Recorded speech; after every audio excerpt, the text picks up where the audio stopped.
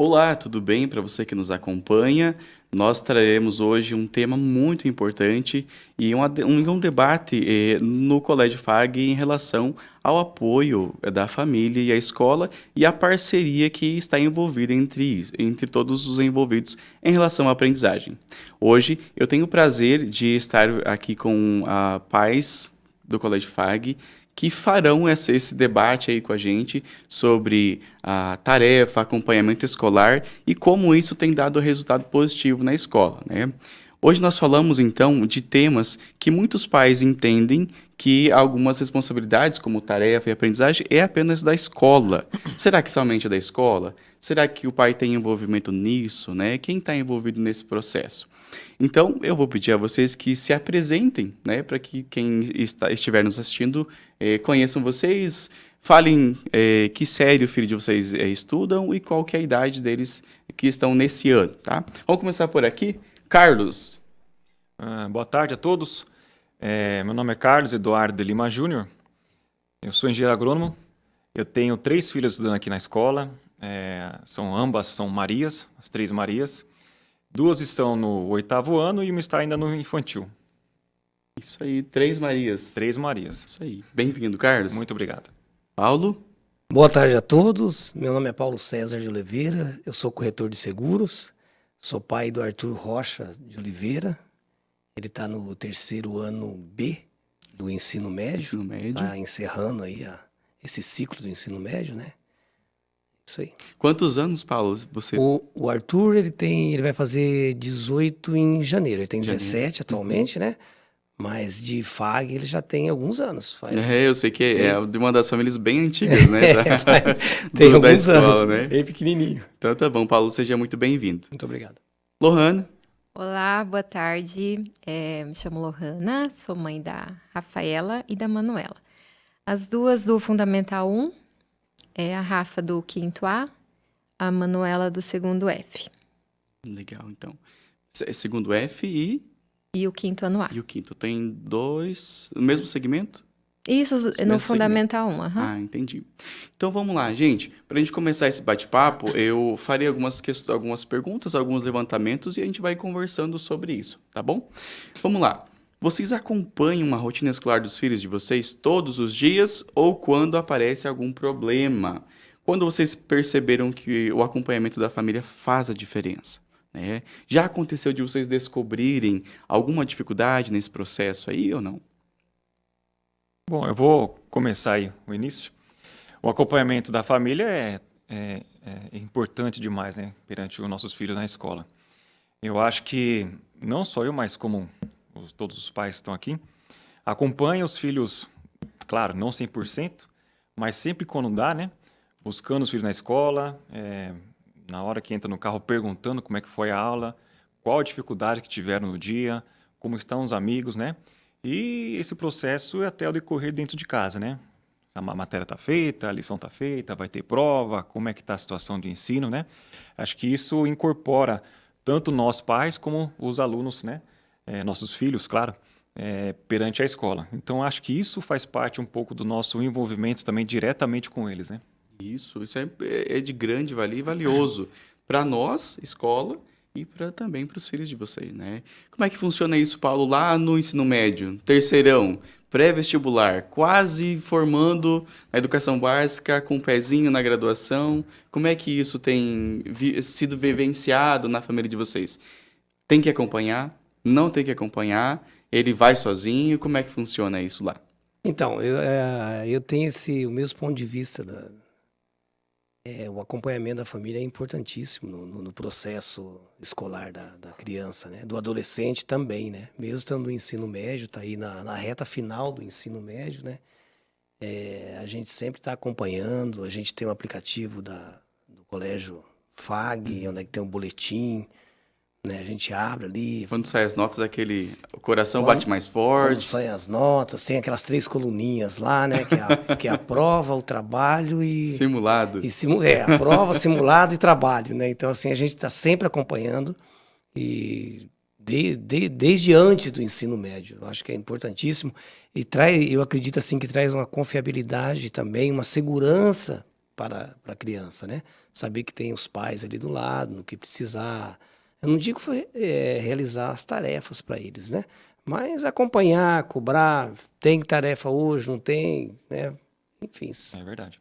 Isso é muito importante. Por mais que sejam grandes, né, são ali dos maiores, eles precisam sim de um acompanhamento. Não, lógico, fazer a tarefa, mas acompanhar ele o tempo todo, porque eles não são a criança, são adolescentes que ainda precisam do nosso cuidado, né?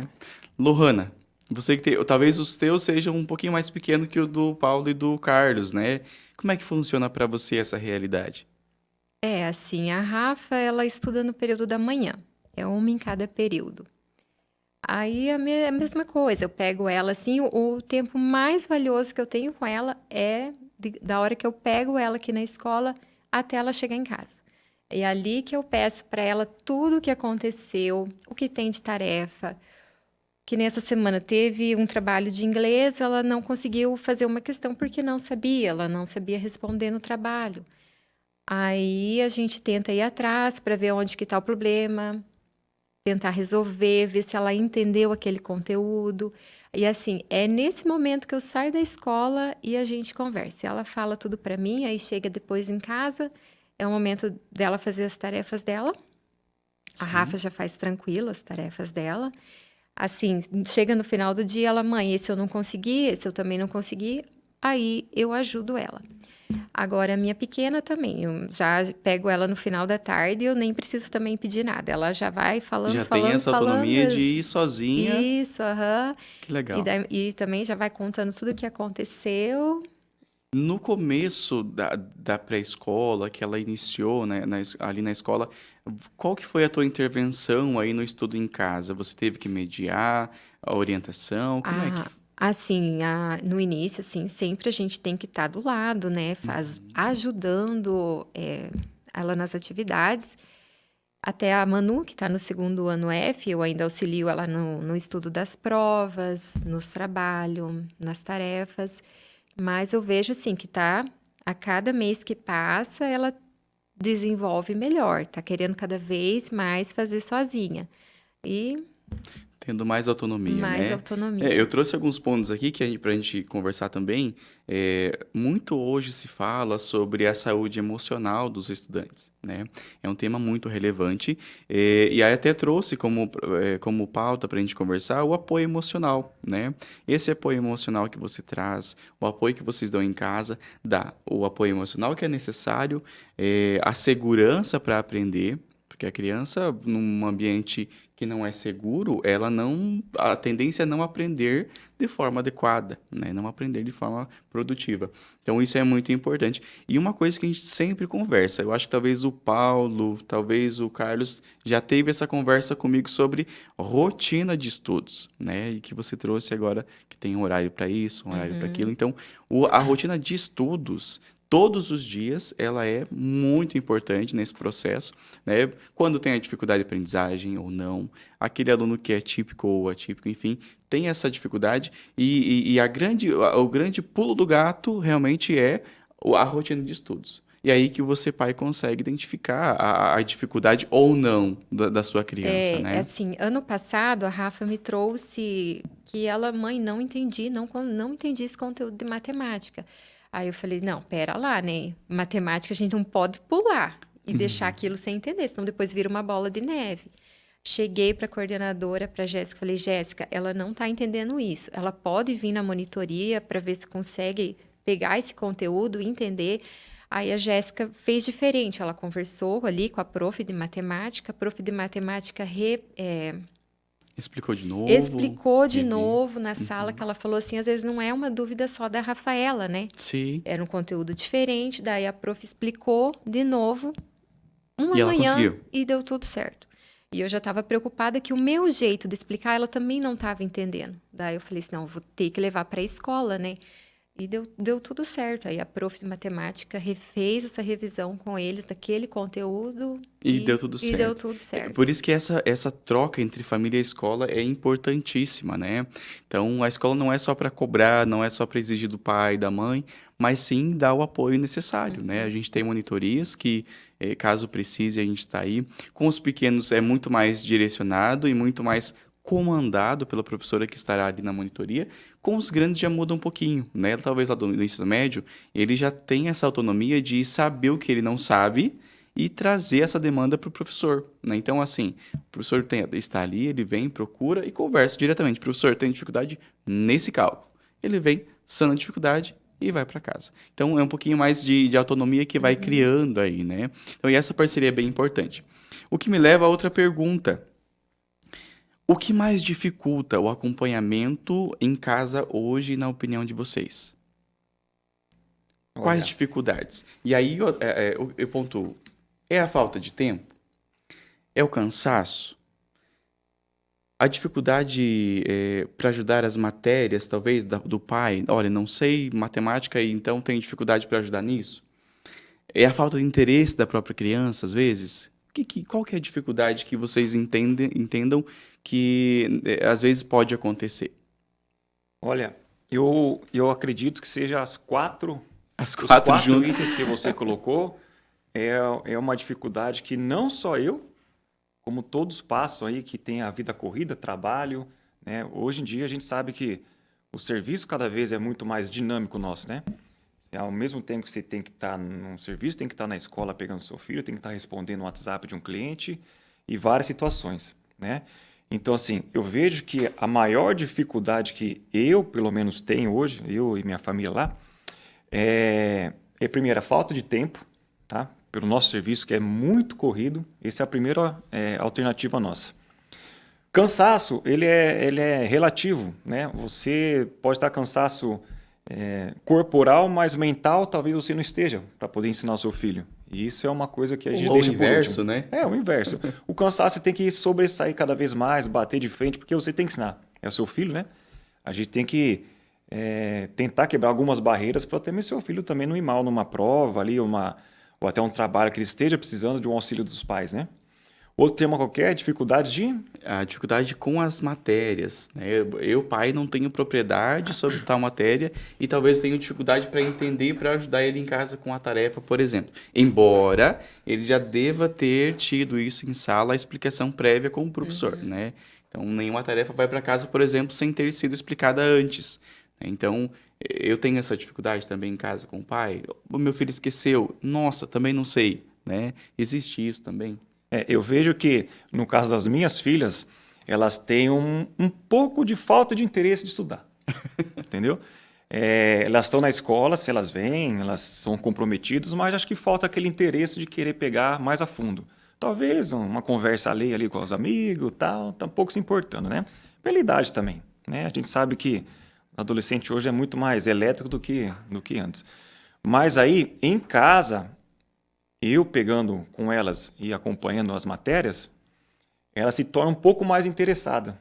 Talvez eu dê um pouco mais de segurança para elas, ou um pouco mais de respeito, né? Não sei. E elas entendem que é necessário estudar e é necessário aprender, né? Então elas se sentem um pouco mais confortável quando eu estou ensinando. Mas, da minha parte, eu acho que falta muito interesse das crianças, né?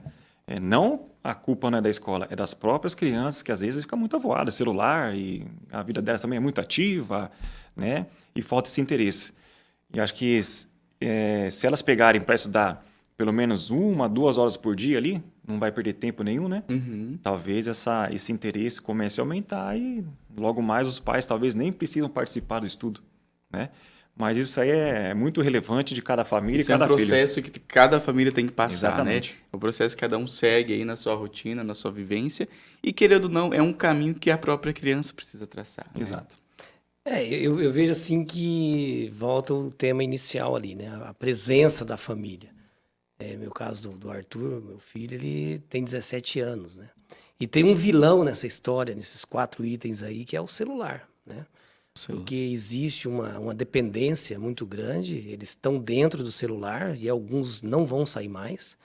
E isso é uma coisa que, pelo menos, que me preocupa dentro da minha casa, né? Com o meu filho. Então, eu cobro muito isso aí, né? E as dificuldades, às vezes, é de fato uma falta de tempo, né? Da minha parte. A falta de entendimento na matéria, né? Porque ele traz temas ali que eu tenho 57 anos de idade, né? Sim. Então, alguma coisa mudou do meu tempo de colégio até então, né? Mudou um pequeno, né? Alguma coisa... Uma fração de tempo eu acho histórico aí. eu acho que mudou alguma coisa, Se né? não mudou, esqueceu. Então, assim, eu tento me esforçar mais na presença como pai mesmo. Ele saber que eu estou do lado dele ali. Ele saber que eu vou verificar, né?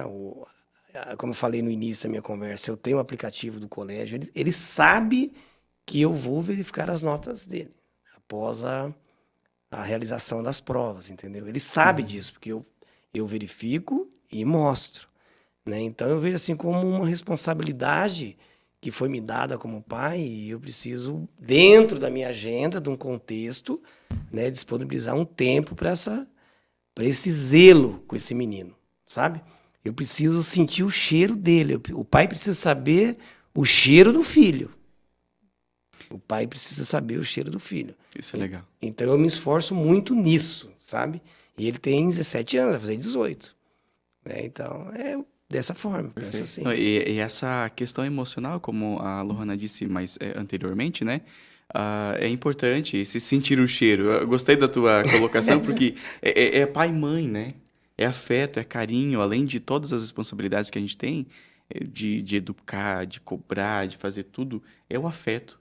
Né? E isso é importantíssimo, sentir o cheiro. Isso eu gostei. Vou usar isso, Paulo. Ok. Lohana. Eu vejo assim, né?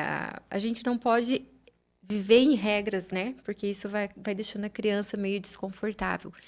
Mas aquele básico de chegar da aula, depois é o horário da tarefa, é o horário da tarefa. É o horário de estudar, é o horário de fazer revisão. Depois sim, não tem como mais privar do celular, né? Pode ficar um tempo, pode. Aí depois vai para as atividades do clube. Então, assim, lá em casa a gente é bem controlada nos horários. Então, chegou, tarefa. Depois, se dá tempo, celular. E a gente vai tentando levar dessa maneira, né? Uhum. É uma coisa que a gente não pode mais, que elas não vivem mais sem. E também traz os benefícios, tem também seus benefícios, né? E assim a gente tenta ir levando. Eu acho que a palavra-chave aí é equilíbrio, né? Equilíbrio. Tem que ter o equilíbrio. Se não tiver isso, a gente acaba pecando em alguma coisa. Como dizia minha mãe, tudo que é demais faz mal. Né? Isso aí. Eu até anotei algumas questões aqui, como o telefone. O telefone, existe uma lei, né, da proibição dos telefones, e isso foi um avanço enorme para as nossas crianças. Então, eles sabem que do período das 7h30 ao meio-dia, por exemplo, não pode. Né? Não pode ir no banheiro com o telefone, não pode ir no banheiro para usar o telefone, não dá. Né? Então, assim, hoje eles conseguem um pouco mais ter essa convicção, e hoje a gente tem muito menos casos de telefone na escola. Então, assim, um e outro que sempre acaba usando, né? Mas a gente chama a família, conversa com a família, a gente recolhe o telefone, entrega para o pai, na mão do pai ou do responsável. Né? Então, isso tem ajudado muito nesse sentido. E a regra, né? Existem casos em que a criança, o único lugar que ela tem alguma regra é na escola, né? Então, assim, às vezes é difícil para a gente convencer a família que, olha, ele precisa sentar, ele precisa não conversar, principalmente quando o professor está conversando. Então, são algumas regras que tem na escola e que, às vezes, em muitas famílias, acaba não tendo, ou não tendo tanta cobrança nesse sentido, né? A escola é um processo, é um lugar de aprendizado. E se não tem um ambiente favorável, a tua filha sofre, o teu filho sofre, a tua filha não aprende, e às vezes por falta de um comportamento adequado na sala de aula, né? Então, isso é bem relevante. Aí, a outra questão que eu trouxe para a gente conversar é em relação ao erro. O que a gente faz quando erra? Vocês são aquele tipo de pai que entende que o erro faz parte do processo, entende que o erro não pode acontecer. O que está atrelado aí quando erra? Como é que é a nossa reação enquanto pais? Eu acolho, eu brigo, eu cobro? Como é que a gente faz nesse processo? O erro, para mim, o erro é algo que todo mundo faz com todo mundo, né? Todo mundo tende a errar. São crianças, no nosso caso, do caso do Paulo já um adolescente, né? Já tem um pouco mais de expertise. Só que as crianças, ela tem que entender que um erro é consequência de algo mal feito. Tá? E se for algo mal feito, a gente vai instruir a que não seja mais feito daquela maneira. né? Que seja algo feito de uma forma diferente, ou o erro foi uma falta de atenção, ou foi uma mal educação, enfim. A gente vai ter que tentar descobrir qual que foi esse erro e tentar sanar da melhor maneira possível. Primeiro ponto. Errou de novo, aí já não é mais falta de atenção, não é mais falta de carinho, enfim. É erro porque a própria pessoa ocasionou. Aí a gente tem que conversar mais duramente ali e colocar algumas posições, né? Para que ele não continue errando. Porque um ser humano que vai errando vai chegar no seu futuro, sei lá, daqui a uns anos, aí vai continuar errando e para ele tá normal. Não é isso, né? E não é isso. O erro é passivo de acerto, Exato. desde que você queira acertar. Né? Então a gente sempre tem essa ideia lá em casa. Errou? Não vamos passar a mão na cabeça, vamos apontar o erro. Errou aqui, aqui, aqui. Da próxima não faça mais. Vamos acertar, Né? né? Aí dá certo. Por enquanto deu certo. Né? Essa é a maneira que a gente trata lá. Nossa, legal. E aí, Paulo? O erro é erro. Eu sei que o Paulo tem um pouco mais de Firmeza. né? E às vezes eu preciso... Paulo, peraí, segura a onda, tá tudo bem. É uma criança, é um adolescente que às vezes pode errar, né? O Paulo é um pouco mais incisivo. Não, mas se tiver, eu vou lá, eu mesmo vou lá, pego pela orelha, né? Eu falo, às vezes, peraí, Paulo, um pouquinho, né? É verdade, porque assim, não é fácil ser pai, ser mãe, né? Não é fácil. Principalmente nesses tempos que tudo é permitido, né? Tudo é normal. Então, assim, eu me preocupa a criação do meu filho. Então, quando tem erros, mesmo que seja pequeno, eu tento pontuar. Não digo assim, punir, né? Vamos punir o erro. Eu acho que não é esse o papel do pai. Né? O papel do pai é pegar na mão, mostrar onde errou, né? E mostrar o caminho certo. Eu acho que é andar lado a lado, sabe? Isso. A responsabilidade do pai, eu vejo assim, é andar lado a lado do filho. Eu tenho esse compromisso com meu filho, sabe? É andar lado a lado com ele, fazer a minha parte como pai. Agora, o resultado lá no final, aí algumas coisas eu não vou estar mais do lado dele. Depois que pegar uma certa idade, como já tá, vai fazer 18 anos agora em janeiro, eu já não vou poder. Vai passar a fase que eu vou estar de fato, literalmente segurando na mão dele. Ele vai ter que caminhar sozinho. Em algum momento precisa ir soltando, Precisa né? desmamar. A gente usa esse termo, né? verdade. Mas não desmamou ainda com 17 anos, né? Nossa, eu errei tanto, erro tanto até hoje, né? O ser humano ele é passivo de erro. Agora, nós temos que ponderar também a gravidade desse erro, né? De que erro que nós estamos falando. Né? Qual que foi o erro, a proporção do erro. Não buscar culpado para amenizar o filho e proteger o filho. Não, errou, ponto. Agora vamos ver a gravidade desse erro, né? Vamos conversar sobre isso. E aí que entra o tema inicial, né? Família e escola. Errou aonde? Foi lá no colégio? Vem cá, vamos lá. Coordenador do ensino médio, quem que é? É o Gil, é o Chimia, né? Vamos sentar. O que foi que aconteceu? Né? O que é? O que está acontecendo? Vamos sentar, vamos conversar, vamos tentar buscar uma solução. Buscar uma solução. Família e escola juntos, né? Eu penso dessa forma. Eles me conhecem um pouquinho, né? Aí eu trabalho na orientação e eles falam, vou para a sala do Gil. E aí quando vai para a sala do Gil, eles dão uma recuada, né? Mas uma fala que eu sempre converso com eles é assim, se você errou, eu valorizo muito mais se você me disser assim, Gil, errei, do que se você ficar negando e depois eu descobrir, vou olhar a câmera, por exemplo, e ver que você realmente errou. Então eu valorizo muito mais a tua verdade do que você me trouxe. Não, eu errei realmente, me desculpe, não vai acontecer de novo, a gente acerta, e aí entra naquela orientação do erro como formador, né, como parte do processo. Então, assim, eu acolho esse erro e junto com eles a gente fala, então, qual que é o processo agora? Ou até qual que é a consequência disso? Né? Então, isso é importante a gente trazer para eles, e que, assim, não é somente erro e punição, mas existe uma formação por trás disso. Porque, assim, não é justo você tá do lado só nos acertos, né? Exato. Seria muito fácil, né?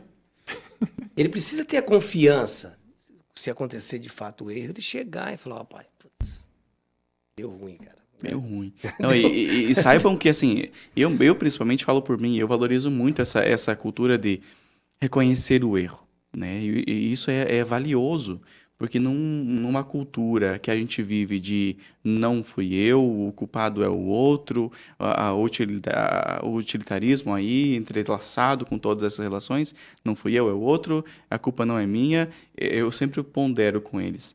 Eu valorizo muito se você disser, estou errado, mas estou aqui para a gente acertar, ponto. Aí me ganha. Né? E isso me traz uma vontade ainda mais de ajudá-los nesse processo. Nosso papel é esse, né? A escola não forma apenas conhecimento, mas o indivíduo como um todo. Caráter. Né? O caráter também a gente molda junto com a família, junto com vocês, né? Como é que é lá, Lohana, o erro? Já pegou pesado, já puxou a orelha? Já fui muito ruim com elas. Mas, assim, a gente vai em psicóloga, a Rafa vai, eu vou. E assim, a psicóloga falou, mãe, é conversando. É conversando que você vai entender, você vai conseguir explicar para ela aonde errou, que pode ser diferente. Vai dar aquele nervoso na hora de você querer explodir? Vai, mas você tem que se controlar. Porque senão a próxima vez a criança não vai falar para você o que aconteceu. Uhum. Se você brigar, se você... Aí a próxima vez ela não vai te contar. Aí foi isso que eu comecei a aprender a fazer, ser mais controlada, falar, não, senta aqui, vamos ver o que está acontecendo, fala para mim. E conversando a gente acha o caminho. Uhum. Não, e a gente, eu falo enquanto pai também, né? A gente está passível ao erro e a gente não tem uma receita para ser pai, né? Não tem um roteiro. Você vai aprendendo com as pancadas da vida, né? Você vai aprendendo com o erro do filho, com o problema onde ele se enfiou e você vai aí mediando. Lógico que a gente sofre com isso também, porque a gente quer que não aconteça. Mas e se acontecer? E você mencionou, Lohana, uma profissional que é importantíssima hoje no acompanhamento escolar, que é a psicologia.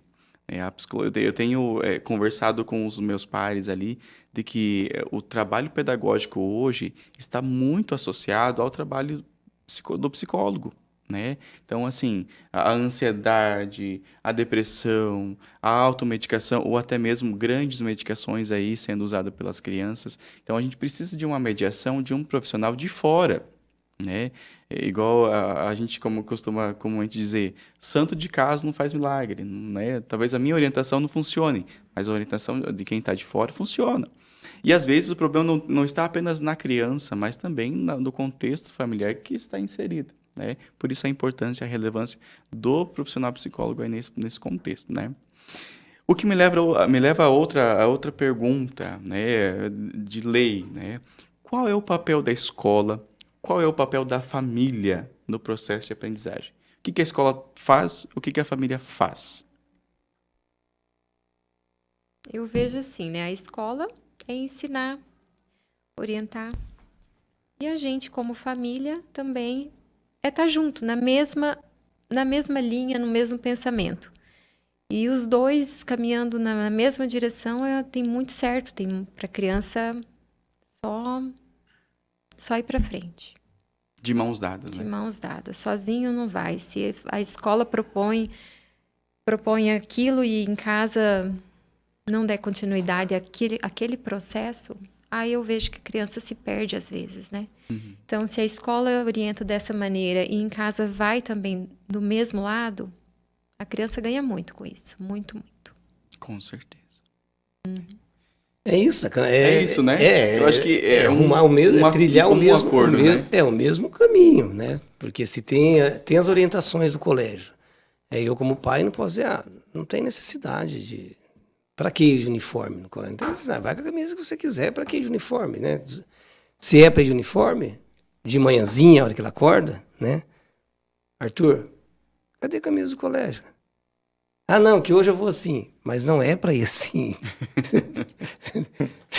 É para ir de uniforme. Não é isso que a escola, não é para isso que o colégio, entendeu? Então, o papel da escola tem não sei as regras, né? Mas aquilo que a normativa, as normativas, o que o projeto político pede, né? A proposta. A proposta, né? Então, a família com esse aluno, com esse filho, tem que estar cobrando essa. O que foi pedido hoje? É para levar o quê? É para fazer o quê? Tem trabalho para entregar? Tem que entregar o trabalho, né? Então é andar. Eu acho que você foi feliz no teu comentário de realmente caminhar juntos. Escola e família. Caminhar juntos. É isso aí. Eu tenho até uma observação um pouco a fazer. Quando nós, acho que eu tenho 44 anos, o senhor tem 57. 57. Acho que nosso tempo de escola foi muito diferente do que a da Lohana. Porque a Lohana é mais nova, deve ter 18. Quase. Vai fazer, né? Vai fazer 18. Mas muito mais novo ainda que a escola de agora, né?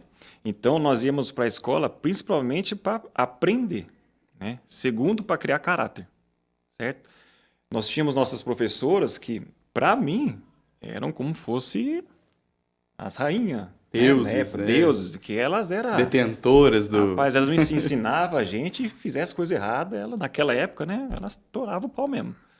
E pegava no pé e chamava o pai. Meu Deus, chamava meu pai na escola, estava já indo para debaixo dos lençol.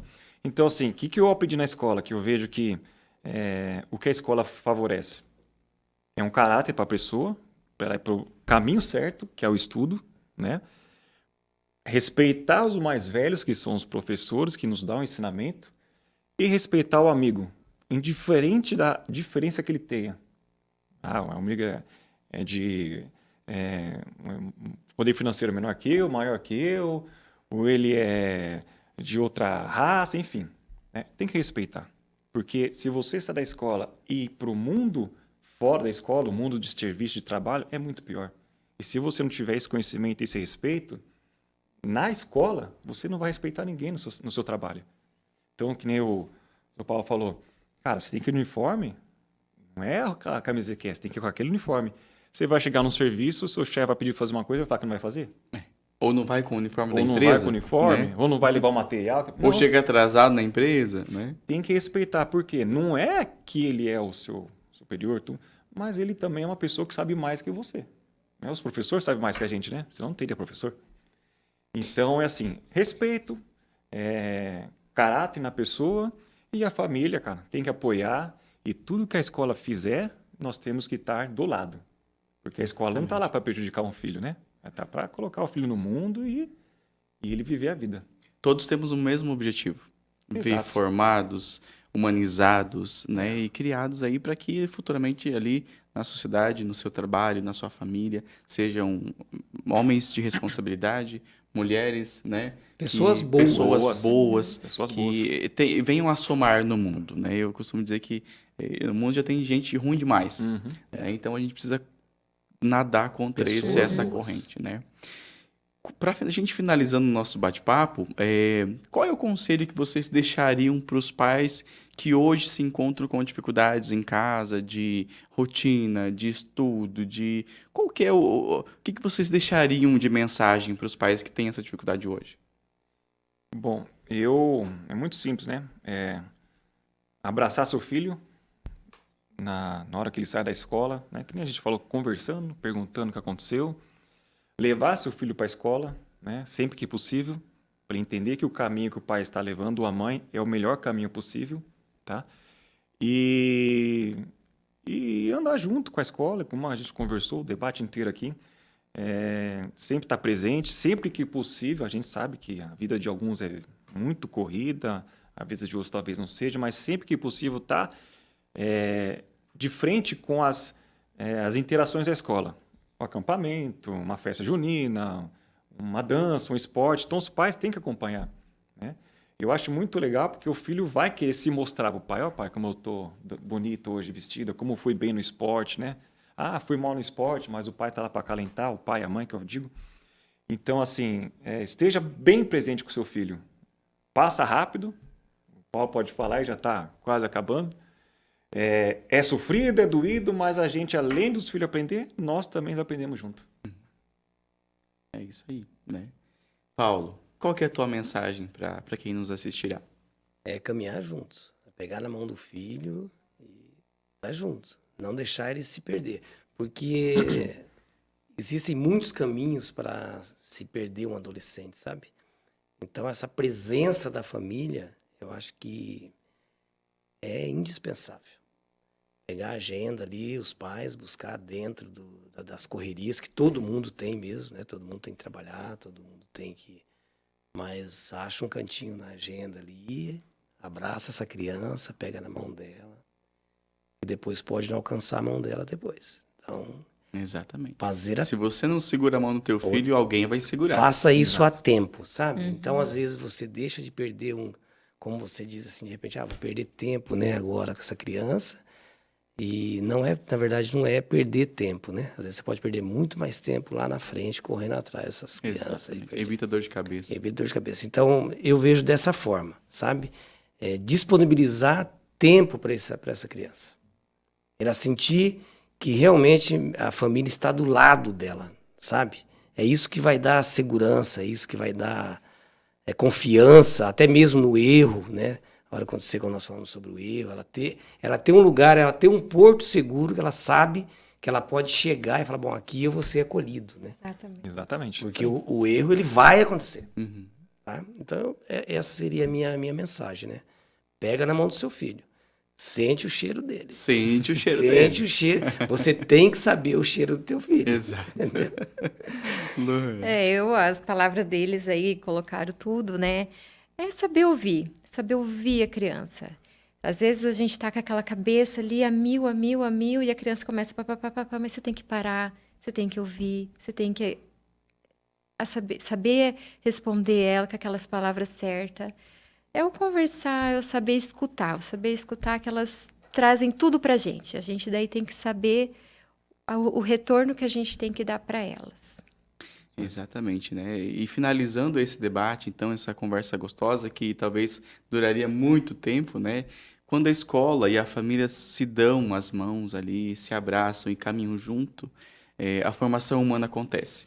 Não só o conhecimento, não só o processo de aprendizagem enquanto teoria, mas sim o processo de formação humana, né? Tem um filósofo que eu gosto muito de paixão, que chama-se Immanuel Kant, e ele disse assim, o homem não pode tornar-se homem senão pela educação.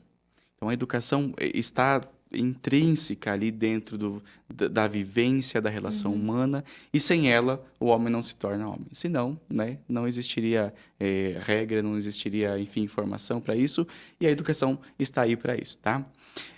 No mais, eu agradeço a participação de vocês, a parceria, né, de estar aqui com a gente hoje, conversando sobre esse tema tão importante. Carlos, mais uma vez, muito obrigado pela participação.